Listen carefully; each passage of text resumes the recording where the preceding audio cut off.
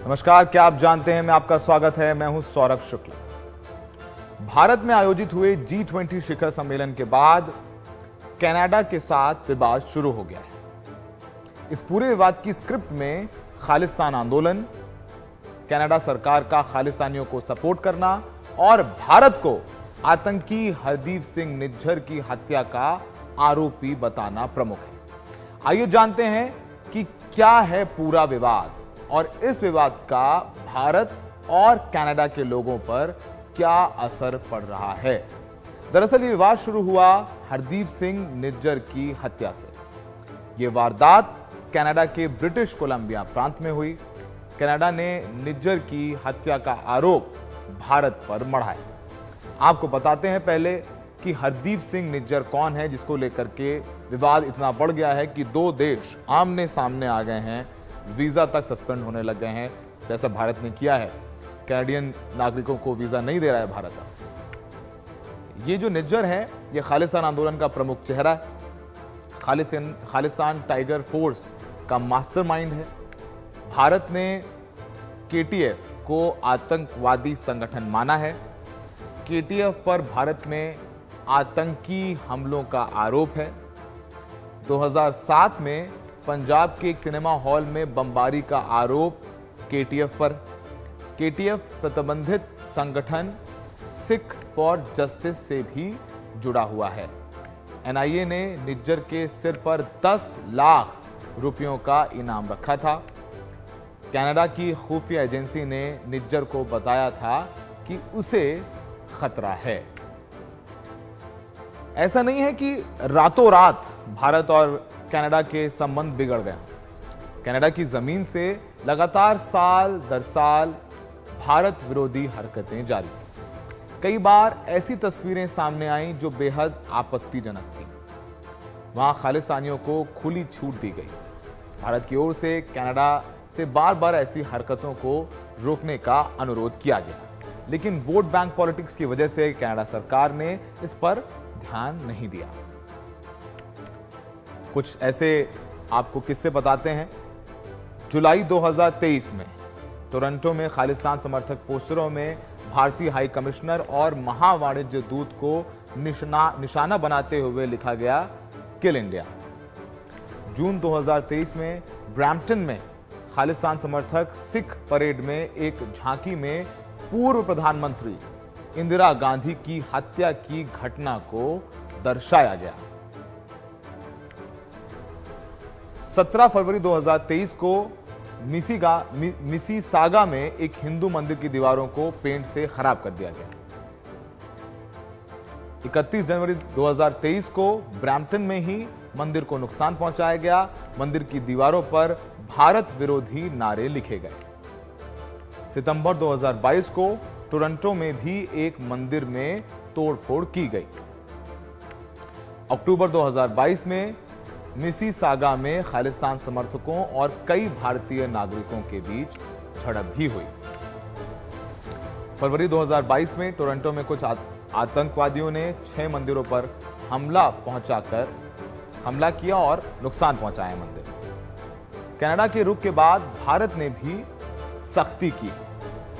Canada जाने वालों को वीजा देना फिलहाल बंद कर दिया गया है। जो कनाडा से भारत आना चाहते हैं कैनेडियन नागरिक, इसका कई तबकों पर असर पड़ेगा। खासकर भारत से कनाडा जाने वाले छात्र इससे मायूस हैं। पहले आंकड़ों की बात करें तो 7वें नंबर पर सबसे ज्यादा भारतीय हैं वो कनाडा में रहते हैं। 14 लाख से ज्यादा लोग भारतीय मूल के हैं कनाडा में। 4 करोड़ की आबादी में 3.7% भारतीय हैं। कुल आबादी के 3.7% भारतीय हैं कनाडा में। सिखों की आबादी 7.7 लाख है, यानी कनाडा की कुल आबादी में सिखों की आबादी 2.1% है। पंजाब के बाद सबसे ज्यादा सिख आबादी है। बीते 20 सालों में सिख आबादी कनाडा में दोगुनी हो गई है। पंजाब हरियाणा के लोगों का सबसे पसंदीदा देश कनाडा है।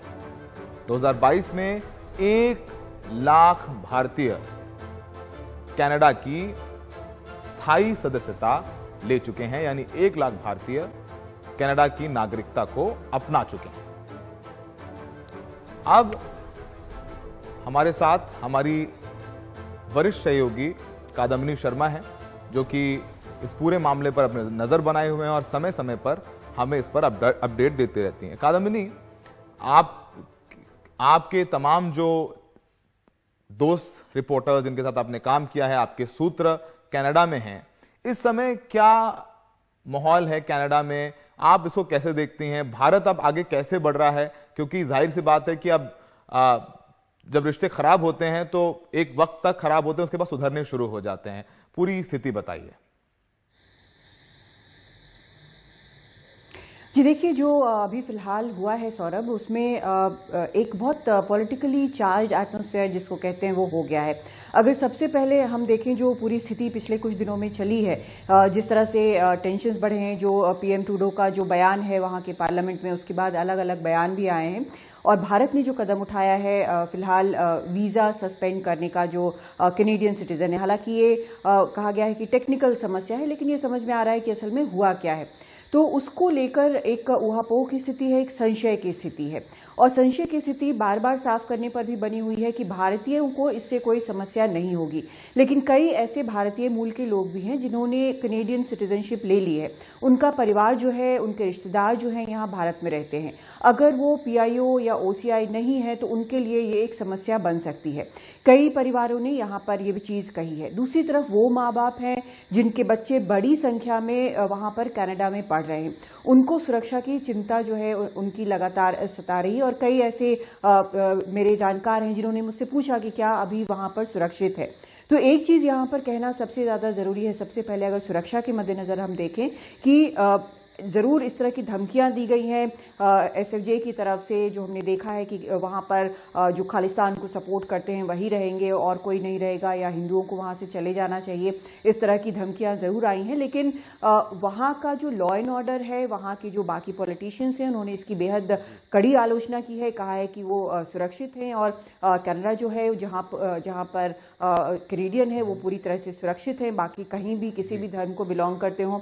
छात्र जो वहां पर पढ़ने गए हैं वो अभी भी वहां पर हैं, उसमें कोई समस्या नहीं है।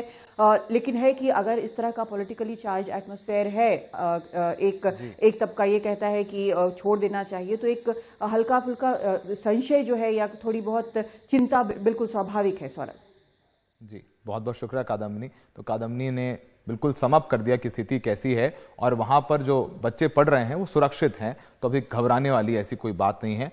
वक्त है एक ब्रेक का। ब्रेक के बाद इसी मुद्दे से जुड़े कुछ और तथ्य और ग्राउंड रिपोर्ट।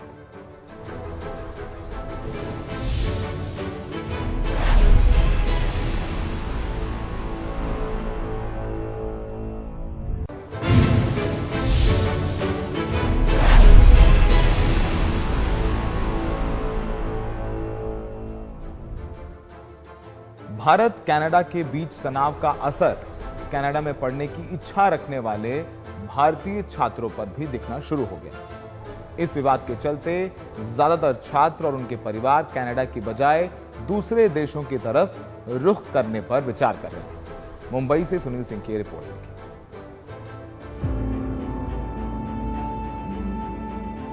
विदेश में पढ़ाई का सपना पालने वाले छात्रों के लिए कनाडा एक पसंदीदा देश है।